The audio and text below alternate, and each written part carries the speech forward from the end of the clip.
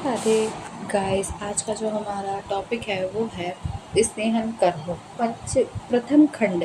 ठीक है। शरीर का संशोधन करने से पूर्व स्नेहन कर्म करना अति आवश्यक। पूर्व कर्म के पूर्ण वर्णित किया गया है। शारीरिक स्नेहन का तात्पर्य शरीर की स्निग्धता से है, अर्थात वह प्रक्रिया जिससे शरीर में स्निग्धता उत्पन्न की जाती है उसे स्नेहन कर्म कहा जाता है। स्नेहन कर्म द्वारा शरीर के बाहरी एवं अभ्यंतर दोनों ही प्रकार के स्रोतस का निर्मलीकरण होता है तथा स्नेहन के प्रभाव से स्रोतस में उपस्थित दोष क्लेदित एवं विषंध्य होकर चलायमान हो जाते हैं, जिससे शरीर में स्निग्धता, श्रवणशीलता, कोमलता, पिछलता तथा आप्य घटकों का प्रमाण है। इसके लिए जो श्लोक है वो है स्नेहनम स्नेह विषयंद मार्दमम क्लेदम कारकम। जिस प्रकार किसी सूखी हुई लकड़ी को बिना स्नेहन सुवन किए मोड़ने का प्रयास करने पर वह टूट जाती है, उसी प्रकार पंचकर्म संशोधन चिकित्सा के पूर्व स्नेहन संवेदन करने से शरीर नष्ट हो जाता है। सम्यक प्रकार से स्निग्ध किए हुए शरीर से औषधियों द्वारा कफ आदि दोषों को उसी प्रकार निकाला जा सकता है जिसी प्रकार स्निग्ध हुए पात्र में से जल का बिना किसी परिश्रम के लिए निकाला जा सकता है। व्युत्पत्ति है कि स्नेहहीन धातु गंज प्रत्यय लगाकर स्नेह प्रमृत घृत्य आदि बनाए। स्नेह नपुंसक लिंग शब्द स्नेह धातु में गिंज प्रत्यय एवं लुट प्रत्यय लगाने से बनता है तथा तेल आदि द्वारा अभियंग करने अर्थ में प्रयुक्त होता है। स्नेह स्नेह धातु प्लस घंज प्लस लित्र प्रत्यय। राजनिगट्टू ने स्नेहन शब्द का ग्रहण तेलादि मर्दन एवं अभ्यंग अर्थ में किया है। स्नेहन कर्म स्नेह की व्युत्पत्ति है कि स्नेह शब्द स्नेह की व्युत्पत्ति स्नेह धातु से घंज प्रत्यय लगाने से जिस व्याकरण में शाब्दिक अर्थ प्रमेदादि भाव अथवा घृत तेलादि पदार्थों से लिया जाता है। स्नेह जल महाभूत का गुण है तथा द्रव्यों के पिंडी भाव में होते हैं। स्नेह स्नेह धातु घंज प्रत्यय स्नेह प्रणेति घृत आधारम, यानी कि स्नेह में स्नेह धातु में ऋण प्लस लित प्रत्यय लगाने से बनता है। राजनिगट्टू ने स्नेह शब्द का ग्रहण तेलादि मर्दन एवं अभ्यंग अर्थ में किया है। स्नेहन कर्म का महत्व एवं उपयोगिता। सभी प्राणियों में स्नेह सारो अयंग पुरुषाम प्राणश स्नेह भूयिष्ठता स्नेह साध्य से भवंती। सभी प्राणियों के शरीर का अधिकांश भाग स्नेह सार से युक्त है तथा शरीर के सभी अवयवों में व्याप्त है तथा पुरुष के प्राणों के लिए आधार है। सामान्य रूप से स्नेहन कर्म का प्रयोग दो मुख्य कर्मों में सिद्ध हेतु किया जाता है, वमन आदि संशोधन कर्म के पूर्व पूर्व कर्म के रूप में और शारीरिक धातुओं के पोषण या ग्रहण तथा वातव्य आदि एवं स्नेह साध्य रोगों में प्रधान कर्म के रूप में।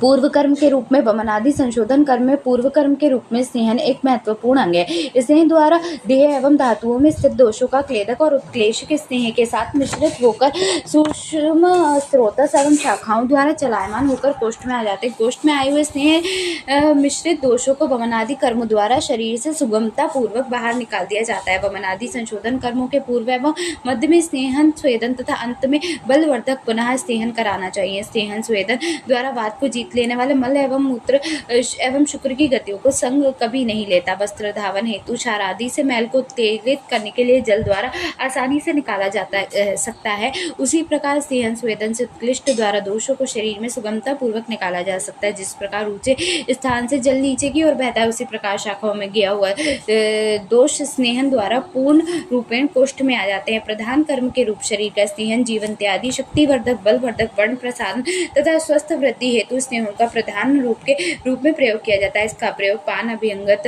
बस्ती एवं नस्य के रूप में किया जाता है। इसके प्रयोग में वात पित्त एवं कफ का शमन होता है। स्नेहपान से स्वस्थ व्यक्ति की जठर अग्नि प्रदीप्त हो जाती, कोष्ठ की शुद्धि होती है तथा धातुओं में नवीनता की उत्पत्ति होती है। शारीरिक बल वर्ण की वृद्धि, इंद्रियों में दृढ़ता, कार्य क्षमता और वृद्धि एवं वृद्धावस्था देर से आती है तथा व्यक्ति 100 वर्ष तक जीवित रहता है। स्नेह प्रयोग से वात का शमन, देह का मृदु होना तथा स्रोतस में मलों द्वारा उत्पन्न अवरोध समाप्त हो जाता है। पुरुषों में दुर्बल जठर अग्नि को तीव्र करने के लिए स्नेह एक उत्तम द्रव्य है, क्योंकि स्नेह द्वारा तीव्र हुई अग्नि को गुरुवन सेवन भी शांत करने में असमर्थ होते हैं। मंद अग्नि की अवस्था में स्नेह उसी प्रकार अग्नि दीपक का कार्य करता है जिस प्रकार बुझती हुई अग्नि में स्नेह डालने से अग्नि तीव्र हो जाती है। स्नेहवान से प्रदीप्त दुर्बल अग्नि एवं बलवान शरीर को भोजन बुदोष से उत्पन्न होने वाले विकास सहसा विकृत करने में असमर्थ होते हैं। विभिन्न प्रकार के स्नेहनों का प्रयोग व्यक्ति शमनार्थ प्रयुक्त किया जाता है, जो बढ़े हुए दोष को कम करने के लिए तथा शरीर के ब्रहण एवं पुष्टि में उपयोग होते हैं। ज्ञानी पुरुष को नित्य प्रतिदिन तिल तेल एवं घृत का प्रयोग करना चाहिए तथा एरंड एवं शंखिनी तेल से होने वाले विरेचक को बढ़ाकर अन्य कोई दूसरा रसायन नहीं लेना चाहिए। स्नेहन के गुण गुरु द्रव्य सूक्ष्म सर स्निग्ध पिच्छल शीत मद मृदु अगर भौतिक संगठन की बात करो, गुरु में पृथ्वी जल होता है, द्रव में जल होता है, सूक्ष्म में अग्नि वायु आकाश होते हैं, सर में वायु होती है, स्निग्ध में जल होता है, पिच्छल जल होता है, शीत में जल होता है, मंद में पृथ्वी जल होता है, मृदु में जल आकाश होता है। गुरु में ग्रहण करते हैं, द्रव्य विलोटन मुख्य कर्म करते हैं, सूक्ष्म में विवरण करते हैं, सर में प्रेरण करते हैं, स्निग्ध में क्लेदन, पिच्छल में लेपन, शीत में स्तंभन, मंद में शमन और मृदु में लक्षण करते हैं। स्नेह भेद से योनि भेद से 2 हैं, स्थावर और जांगम प्रयोग भेद से भी 2 हैं, बाहरी और अभ्यंतर संयोग भेद से 3 है, यमक त्रिव्रत महास्नेह कर्म कारमुक्ता भेद से त्रिविध, शमन शोधन ग्रहण मात्रा भेद से उत्तम मध्य और हिसव, और पाक भेद से त्रिविध, मृदु मध्य पाक खरपाक विशिष्ट भेद से भी 3 होते हैं, मृदु मध्य खरपाक विशिष्ट संज्ञा भेद से 5 होते हैं। सद्य स्नेह पंच प्रस्तारिका अपीड़ अच्छे स्नेह प्रव विचारण से योनि भेद से स्नेह योनि भेद से 2 प्रकार बताए गए हैं, यथा स्थावर स्नेह एवं जांगम स्नेह। स्नेहनाम द्विविधम सौम्य योनि स्थावर जांगम तत्र द्विविधम वर्तिक अभिव्यक्ति स्नेह स्नेह गुणाश तत्र जांगम में अभ्यो गव्यम घृतम प्रधानम। मतलब सब में जो गाय का घी है वो प्रधान स्नेह माना गया है। स्थावर स्नेह वनस्पतियों द्वारा प्राप्त होते हैं तथा जिस वनस्पति से स्नेह प्राप्त होते हैं उससे स्नेह आश्य कहा जाता है। ठीक है, तो इसमें तिल प्रयाल अभिक्षुको विभित की ये सब बताए गए हैं। ठीक है, स्नेह उपद्रव जो है वो प्रमुख स्रोत होते हैं, परंतु स्नेह द्रव्यों के द्वारा इनका प्रयोग करने में शरीर का स्नेहन करने में सहायता प्रदान करते हैं। मृदिका, मधुक, मधुपर्णी, मेदा, विदारी, काकोली, क्षीर काकोली, जीवक, जीवंती और शालपर्णी। स्थावर स्नेह को पुनः 2 प्रकार से विभाजित कर दिया जाता है, तेल और अतेल।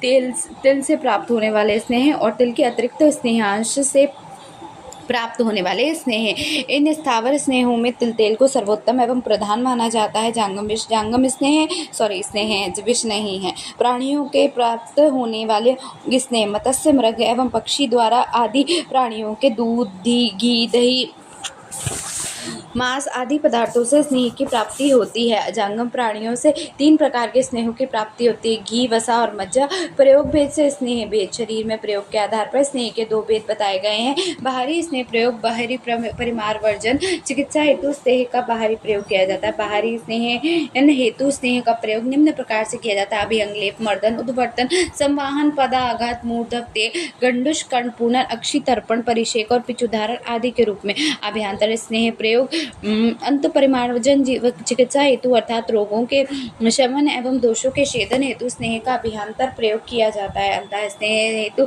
स्नेह का अभ्यंतर प्रयोग निम्न प्रकार से किया जाता है, पान, भोजन, नस्य एवं बस्ती। संयोग भेद से स्नेह विविध प्रकार के रोगों में दोष अनुसार परस्पर स्नेहों का संयोग कर प्रयोग किया जाता है तथा इन मिश्रित स्नेहों को विशिष्ट नाम से संबोधित किया जाता है। यमक स्नेह 2 स्नेहों के मिश्रण को यमक स्नेह कहा जाता है। सर्पी तेल, सर्पी मज्जा, तेल मज्जा आदि। त्रिव्रत से 3 प्रकार के स्नेहों के मिश्रण को त्रिव्रत स्नेह कहा जाता है। सर्पी तेल वसा मज्जा आदि। महास्नेह चारों के मिश्रण को महास्नेह कहा जाता है। कारमुक्ता के भेद से शमन शोधन कर्मों के आधार पर स्नेह को 3 प्रकार के वर्गों में विभाजित किया जाता है। शमन, जिस स्नेह के प्रयोग से प्रकोपित दोषों का शरीर के अंदर ही शमन हो जाता है वह शमन स्नेह कहलाते हैं। जिस स्नेह के प्रयोग से बढ़े हुए दोषों को कम और घटे हुए दोषों की वृद्धि हो जाती है, समदोष को प्राकृतिक अवस्था में रहे वह शमन स्नेह कहलाता है। रोग के शमन हेतु स्नेह का प्रयोग अन्य काल में भूख लगने पर मध्यम मात्रा में करना चाहिए। शोधन स्नेह अंतः परिमार्जन, चिकित्सा के अंतर्गत प्रकोपित दोष को वमन आदि शोधन कर्मों द्वारा शरीर के बाहर निकलने जिस स्नेह का प्रयोग किया जाता है उसे शोधन स्नेह कहा जाता है। दोषों को शोधन हेतु स्नेह का प्रयोग रात्रि काल का भोजन जीर्ण हो जाने पर अतः अधिक मात्रा में स्नेहन करना चाहिए। ब्रहण, जैसे स्नेह के प्रयोग से शरीर का ब्रहण होता है तथा शरीर की धातुओं का तर्पण एवं पोषण होता है वह स्नेह ब्रहण स्नेह कहलाता है। इसका प्रयोग मांस, मध्य, भोजन आदि में मिश्रित कर अल्प मात्रा में किया जाता है। ब्रहण स्नेह का प्रयोग बाल, वृद्ध, पिपासत स्नेह, दोषी, मद्यपी, नित्य स्त्री सेवन, नित्य स्त्री सेवन, मंदा अग्नि, सुखी व्यक्ति, क्लेश से डरने वाले, मृदु, कोष्ठ, अल्प दोषयुक्त, कृश व्यक्ति तथा उष्ण काल में प्रयोग किया जाता है। शमन स्नेह कर्म काल, अन्न काल में भूख लगने पर शोधन, रात्रि काल भोजन भीड़ हो जाने पर प्रातःकाल ग्रहण, भोज्य पदार्थ में मिश्रित कर अल्प मात्रा में। मात्रा भेद से स्नेह आतुर के दोष काल, अग्नि, व्यय, बल आदि एवं रोग के बल अनुसार स्नेहात् प्रयुक्त स्नेहन की मात्रा भिन्न भिन्न होती है। स्नेह की मात्रा कितने समय में जीर्ण होती है, इसके आधार पर स्नेह की मात्रा का निर्धारण 3 प्रकार से किया जाता है: ऋषभ, मध्यम और उत्तम।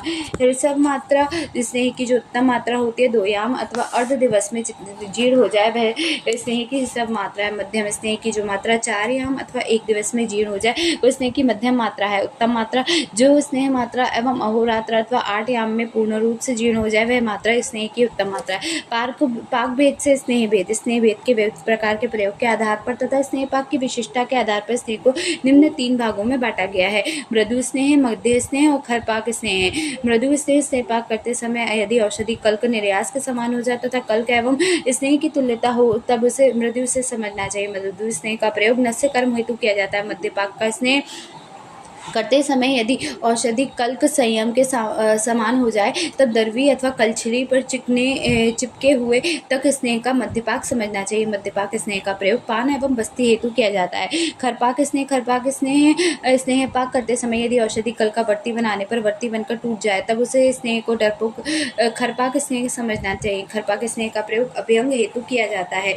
नस्य प्रयोग स्नेह प्रयोग नस्य उच्चारक ने बताया है: मृदु, पान, मध्य, बस्ती, मध्य, अभ्यंग, खर, कर्ण, पूनन, अग्नि, साधता और वज्र में नहीं करना चाहिए। जबकि सुश्रुत ने नस्य में मध्य, पान में मृदु, बस्ती में खर, अभ्यंग में मध्य, कर्ण, पूनन में खर, अग्नि, साधता में कुछ नहीं बताया और वज्र में दग्ध पाक बताया है। विशिष्ट संज्ञा के आधार पर स्नेह भेद। सद स्नेहन क्या होता है? अतः अंतः स्नेहन के जिस विधि द्वारा स्नेह प्रयोग से शरीर का संपूर्ण स्नेहन कम से कम समय में शीघ्रता से हो जाता है वह स्नेहन सद स्नेहन कहलाता है। सद स्नेहन हेतु लवण के साथ स्नेह प्रयोग करने से शरीर का शीघ्र स्नेहन हो जाता है। लवण अभिसंधि स्निग्ध सूक्ष्म उष्ण एवं वायव्य गुणों के कारण स्नेह को शरीर में शीघ्र फैला देता है। सद स्नेहन का प्रयोग बलहीन पुरुष, वृद्ध, मृदु, अग्नि बल वाले, स्नेह प्रसन्न तथा मैथुन से थके हुए तथा अल्प दोष युक्त पुरुषों में करना चाहिए। जो पुरुष स्नेहपान काल में बताए गए आहार विहार आदि परिहार विषयों का पालन करने के लिए असहिष्ण हो सकता है, असमर्थ हो जाता है, उन पुरुषों में भी सद स्नेहन कराना चाहिए। सद स्नेहन का प्रयोग करने से संपूर्ण शरीर में स्नेह शीघ्रता से स्नेहपान के दिन में ही हो जाता है अथवा 3 से 4 दिन में सर्वांग स्नेहन हो जाता है। सद स्नेहन एवं भोजन के पूर्व तिल एवं फाड़ित का मिश्रित प्रयोग करना चाहिए। पीपली, लवण, चार स्नेह, दधि एवं मस्तु का एकत्र प्रयोग करना चाहिए। भ्रष्ट मांस रस से निर्मित स्निग्ध अवाभु में फाड़ित मिलाकर प्रयोग करना चाहिए। अल्प तंडुल तथा दूध एवं घी से निर्मित सुकृष्ण यवागु का प्रयोग करना चाहिए। बहु स्नेह युक्त कचरा एवं तिल मिश्रित कंबालिका का प्रयोग करना चाहिए। चारों उष्ण दूध में स्नेह एवं शर्करा मिलाकर प्रयोग करना चाहिए। क्षीर शुद्ध मांस मिश्रित पायसा या खीर का प्रयोग करना चाहिए। पंच प्रसारिका पेय चारों प्रकार के स्नेह अर्थात घी, तेल, वसा, मज्जा तथा रंध्र प्रयुक्त एक एक प्रस्त लेकर विधि पूर्वक बनाई गई पेय का सेवन स्नेहन सेवन व्यक्तियों में करना चाहिए। अपीड़न स्नेह भोजन करने के पूर्व एवं भोजन के पूर्व जीर्ण हो जाने के पश्चात उत्तम अथवा अधिक मात्रा में स्नेह का सेवन अपीड़न स्नेह कहलाता है। भोजन से पूर्व अथवा पश्चात एक ही दिन में 2 बार स्नेहन की योग्यता अपीड़न कहलाती है। अपीड़न हेतु भोजन के पूर्व अल्प मात्रा में स्नेह देना प्रथम योजना तथा भोजन के जीर्ण होने पर उत्तम मात्रा में स्नेह देना द्वितीय योजना है। सामान्यतः घृत का प्रयोग अपीड़न के रूप में किया जाता है। आचार्यों ने अपीड़न सर्पी का प्रयोग मूत्र अवरोध जन्य विकारों में प्रशस्त किया है। पीड़न स्नेह से लाभ। स्नेह का पीड़न पित्तज एवं वातज रोगों का शमन करता है। बस्ती उरु कटि प्रदेश का दृढ़ीकरण करता है। अपीड़न स्नेह वृक्ष कारक उद्जस्कर एवं श्रम का नाश करता है। भोजन के साथ स्नेह का सम्यक सेवन वर्ण, स्वर, मेधा और शुक्र, आयु, धृति, बल एवं अग्नि को बढ़ाने वाला तथा मल मूत्र अपान वायु को सुखपूर्वक निकालने वाला होता है। अच्छे स्नेहपान। स्नेह का सेवन जब बिना किसी द्रव्य का संयोग किए केवल शुद्ध स्नेह का पान किया जाता है तब वह अच्छे स्नेह कहलाता है। अच्छे स्नेह हेतु स्नेह की मात्रा अधिक होने के कारण यह शीघ्र ही कार्य करती है।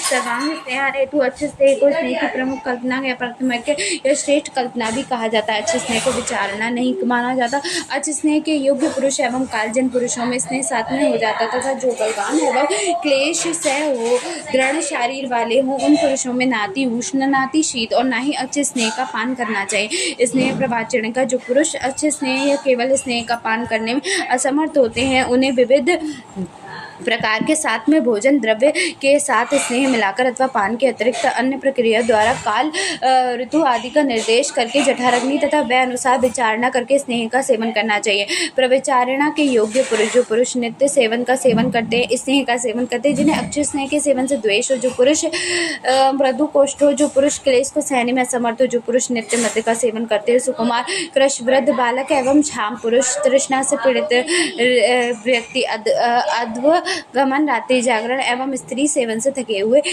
व्यक्ति। प्रविचारण हेतु कल्पना एवं प्रक्रिया स्नेह में प्रयोग हेतु 24 प्रवचन बताए हैं, यथा योदन, विलेपी, मांसरस, मांस, दूध, दही, यवागु, सूप, शाक, यूष, काम्बलिका, खंड, सत्तू, तिलपिष्ट, मध्य, लेह, भक्ष्य, अभियंजन, बस्ती, उत्तर बस्ती, गंडुष, कर्ण, तेल, नस्य एवं अक्षी तर्पण। चरक के अनुसार 24 प्रवचन, काश्यप ने 20 बताई हैं।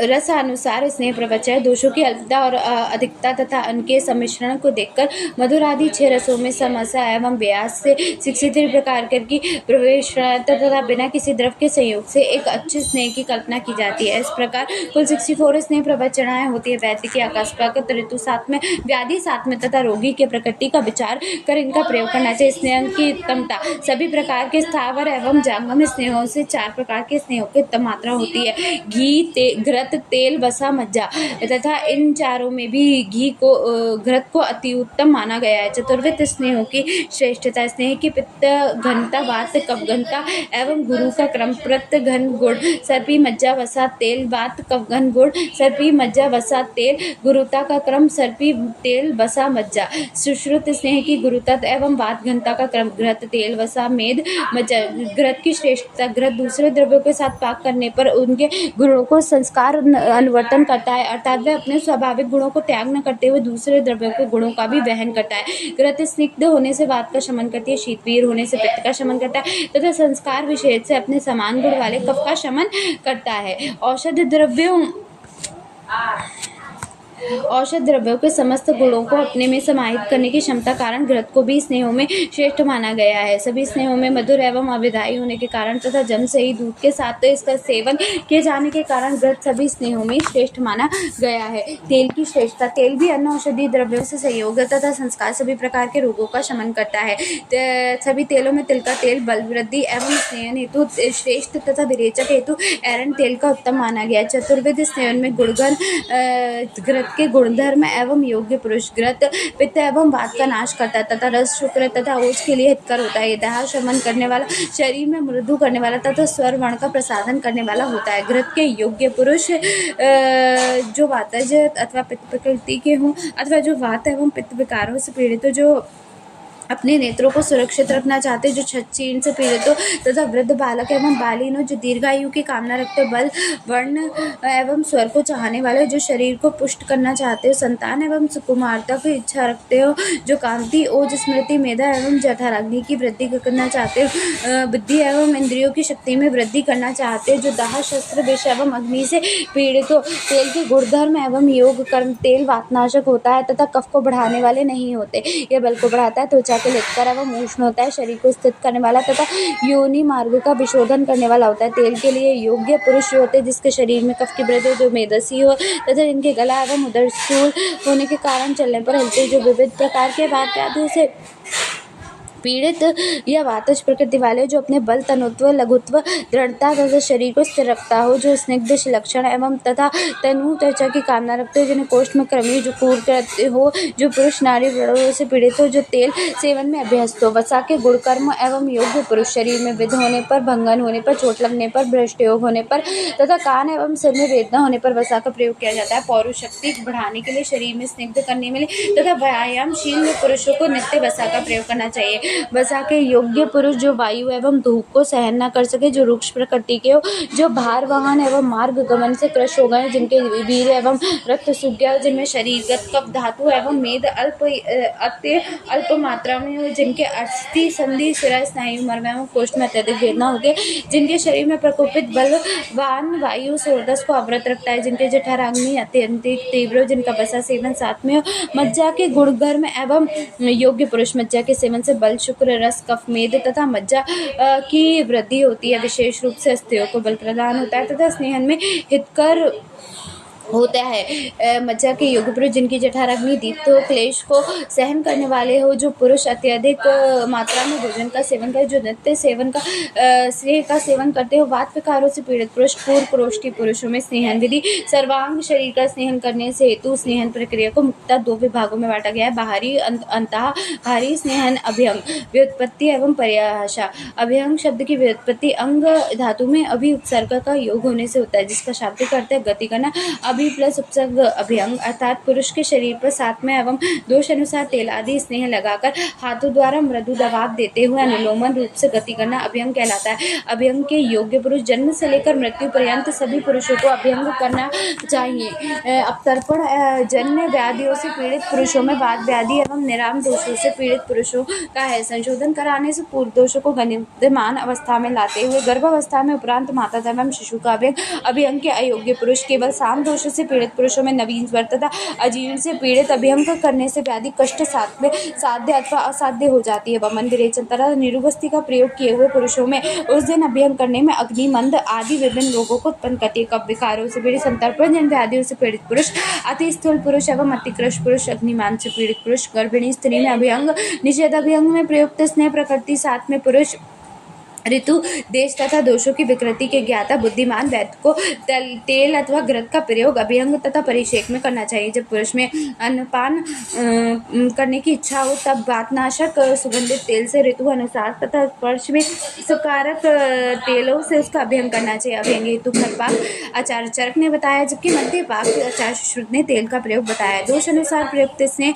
बला तेल, महानारायण तेल, अश्वगंधा तेल, महामश तेल, वात विकारों में शीर बला तेल, चंदन बला आदि तेल, घृत आदि पित्तज विकारों में तथा संधव आदि, पिपले आदि तेल, सहचर आदि तेल कफज विकारों में। रोग एवं रोगों की बलवानुसार 15 मिनट में लेकर 45 मिनट तक अभ्यंग किया जा सकता है। अभ्यंग पूर्ण हो जाने के पश्चात शरीर के मर्दन करके कोष्ठ जल से स्नान किया जाता है। रोग अनुसार 7, 14, 21 अथवा 28 दिनों तक अथवा रोग शमन होने का अभ्यंग किया जाता है। 300 पहले है 300 मात्रा 95 सेकंड तक देते हैं, जिससे स्नेह त्वचा से रोमांच में पहुंच जाता है। 400 मात्रा 127 सेकंड में देते हैं, त्वचा में पहुंच जाता है। 500 मात्रा 158 सेकंड पे देते हैं, जिससे कि रक्त में पहुंच जाता है। उसके बाद 600 मात्रा 190 पे देते हैं, जिससे कि मांस में पहुंच जाता है। 700 मात्रा 222 सेकंड पर देते हैं, इसने मेद में पहुंच जाता है। 800 मात्रा 253 पे देते हैं, इसने अस्थियों में पहुंच जाता है। और 85 पे देते हैं, जिससे स्नेह मज्जा में पहुंच जाता है। अभ्यंग के गुण एवं महत्व। स्पर्शेंद्रिय त्वचा में वायु प्रधान रूप से रहती है एवं स्पर्शेंद्रिय द्वारा आश्रय त्वचा है तथा अभ्यंग को उत्तम त्वचा कहा गया है। इसीलिए पुरुष को नित्य अभ्यंग का शीलन या प्रयोग करना चाहिए। नित्य अभ्यंग का सेवन से शरीर में सदृढ़ तथा त्वचा सुंदर होती है। पुरुष का शरीर वात व्याधि की बाधा से मुक्त होकर सभी प्रकार के कष्टों तथा व्यायाम, जन क्लेश आदि को सहन करके क्षमता में युक्त हो जाता है। नित्य अभ्यंग का अभ्यास करने वाले पुरुषों के शरीर पर अभिघात होने पर कोई विशेष प्रकार का अभ्यंग नहीं होता तथा अत्यधिक बलयुक्त कर्मों को करने पर भी कोई विकार नहीं होता। नित्य अभ्यंग करने वाले पुरुष सुखद वाले, परिपुष्ट अंगों वाला, बलवान, प्रिय दर्शन वाला होता है तथा उसमें बुढ़ापे के लक्षण देर से दिखाई देते हैं। अभ्यंग करने से शरीर में मृदुता एवं कफ और वात का प्रकोप को शांत करता है। धातुओं की पुष्टि होती है तथा शरीर में दृढ़ता प्रदान करने वाला तथा शरीर में बढ़े हुए दोषों बड़ा करने वाला वृद्धिकारक होता है। दग्ध, भंगन, छत, रुजा, क्लम, श्रम तथा जरायु को नष्ट करने वाला होता है। दृष्टि का प्रसादन होता है। अभ्यंग के प्रभावों की उपमा। नित्य अभ्यंग का सेवन करने से शरीर स्निग्ध, कांतियुक्त एवं क्लेश सह्य हो जाता है। त्वचा कोमल और दृढ़ होती है तथा संधियों की गति आसानी से हो जाती है।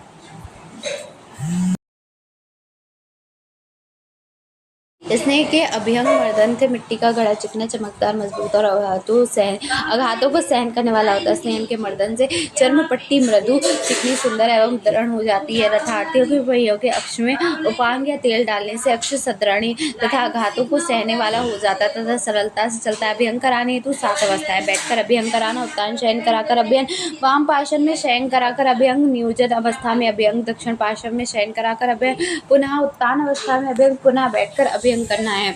अंतः स्नेह या स्नेहपान।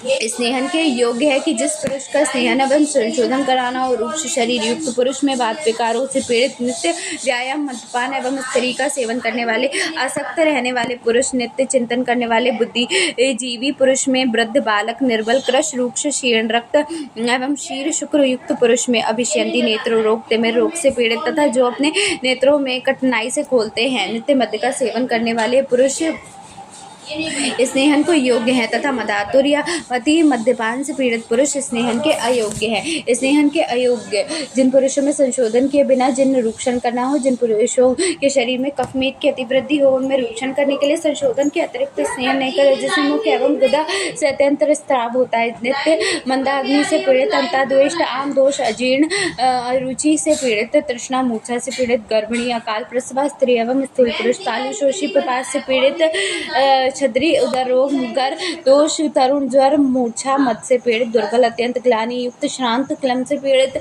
अति स्नेहन से उत्पन्न ग्लानि तथा मदार्थों से स्नेहन का प्रयोग नहीं करना चाहिए, जिन्हें बस्ती विरेचन एवं वमन कराया गया हो। जब पुरुष का नस्य एवं बस्ती कर्म हो रहा हो तब भी स्नेहपान नहीं करना चाहिए। ऐसे करने से दारुण रोग उत्पन्न होते हैं। समय और दुर्दिन में स्नेहपान नहीं करना चाहिए। अकाल प्रसूता के गर्भाशय में यदि रक्त, क्लेद एवं मल अवशेष हो तो उसे स्नेहपान न कराकर पाचन एवं वृक्ष औषधियों का प्रयोग करना चाहिए तथा 10 दिन उपरांत विधिपूर्वक स्नेहपान करना चाहिए। स्नेह कर्म हेतु द्विपन पाचन का महत्व एवं विधि। अग्नि दीप्त होने के प्रयुक्त स्नेहन का समय पाचन करना चाहिए, जिससे कि जठराग्नि की वृद्धि, त्वचा में स्निग्धता, पुरुष में शीतलता, शरीर में मृदुता, अंगों में लघुता तथा वात का अनुलोम होता है। स्नेह से आप घटकों की वृद्धि होकर दोष स्नेह में विलीन होकर या गुरुतर कोष्ठ में आ जाते हैं। लंघन आदि द्वारा अग्नि दीपन पाचन जब दोष बल मध्यम या अल्प हो जाए तथा शुद्ध पिस्पास, निग्रह, उपवास, व्यायाम, आतप सेवन तथा मारुत सेवन आदि द्वारा रोगों की शांति हो। लंघन से साम एवं निराम दोषों से पाक हो जाने पर अग्नि एवं मारुत की वृद्धि हो जाती है, जिससे फल स्वरूप अल दोषों वैसे ही नष्ट हो जाते जैसे थोड़ा सा जलवायु के धूप से सूख जाता है। लंघन, उपवास आदि का कफ का शोषण होता है, दोषों का आवरण हट जाता है, सुरतस का शोधन होता है। उष्णोत्पान द्वारा अग्नि दीपन पाचन, उष्ण जल दीपन पाचन, जल ज्वरणात्मक स्रोतस का शोधन, बलकारक भोजन में रुचि उत्पन्न करने वाला, स्वेद उत्पन्न करने वाला तथा सभी प्रकार के कल्याणकारक होता है। उष्णोदक पीछे से स्नेह एवं ईज अजीर्ण का पाचन तथा कफ का भेदन होता है। स्नेहपान के अनुपान हेतु प्रायः उष्ण जल का प्रयोग किया जाता है। अधिकांश चिकित्सक दीपन पाचन हेतु उष्ण जल का प्रयोग करते हैं। उष्ण जल वायु का अनुलोमन करता है, उदर में स्थित अग्नि को प्रज्वलित करता है, शीघ्र ही पच जाता है तथा कफ का परिशोषण करता है। अल्प मात्रा में पिया हुआ उष्ण जल तृष्णा को शांत करता है। औषध प्रयोग द्वारा अग्नि दीपन पाचन, अग्नि को दीप्त करने वाले मृदु औषधि का प्रयोग कर अग्नि को तीव्र करना चाहिए तथा पाचन औषधियों को प्रयोग करके आहार एवं संतोषों का पाचन करना चाहिए। आहार एवं संतोष के जीर्ण हो जाने के उपरांत ही संशोधन औषधियों का प्रयोग करना चाहिए। स्नेहपान के पूर्व एवं पश्चात मृदु भेषज का प्रयोग करने का निर्देश होता है। इसे जठराग्नि दीप्त हो जाती है तथा कोष्ठ में लघुता उत्पन्न होती है। इस हेतु रुचि एवं अग्नि मध्य आदि के शमनार्थ शंखवटी, हिंगव आदि बटी, चित्रक आदि बटी, अग्नि टुंडी बटी, अग्नि कुमार रस, हिंग बाष्टक रस, शिवाराक्षस पान चूर्ण, पंचकोल पूर्ण, वैश्वरस, कटु चूर्ण आदि का प्रयोग किया जाता है। स्नेह द्वारा अग्नि दीपन आतुर में दुर्बल अग्नि को तीव्र करने हेतु स्नेह एवं एक उत्तम है, क्योंकि स्नेह द्वारा तीव्र की गई अग्नि को गुरु अन्न सेवन को भी शांति करने में असमर्थ होती है। जिस प्रकार बुझती है अग्नि में स्नेह डालने से अग्नि तीव्र ही हो जाती है, उसी प्रकार मंद अग्नि की अवस्था में स्नेह अग्नि दीपक का कार्य करता है। स्नेहपान से प्रदीप्त दुर्बल अग्नि एवं बलवान शरीर को भोजन दोष से उत्पन्न विकास ऐसा विकृत करने में असमर्थ होती है। संसर्जन क्रम द्वारा अग्नि की वृद्धि करते हैं, ठीक है, विविध द्रव्यों या क्रियाओं द्वारा अग्नि चिकित्सा। तो साम अग्नि के सर्व प्रकार से रक्षा करनी चाहिए। विषम अग्नि में स्निग्ध, अम्ल एवं लवण रस प्रधान द्रव्यों एवं विशेष क्रियाओं द्वारा चिकित्सा करनी चाहिए। तीक्ष्ण अग्नि में मधुर, स्निग्ध एवं शीत द्रव्यों तथा विरेचन द्वारा चिकित्सा करनी चाहिए। इसी प्रकार अति अग्नि में भैंस के दूध, दही, घी का विशेष रूप से प्रयोग करना चाहिए। मंद अग्नि में कटु तिक्त कषाय रस द्वारा वमन द्वारा चिकित्सा करना चाहिए। नेक्स्ट टॉपिक है स्नेहपान की विधि, जो नेक्स्ट वीडियो में करेंगे।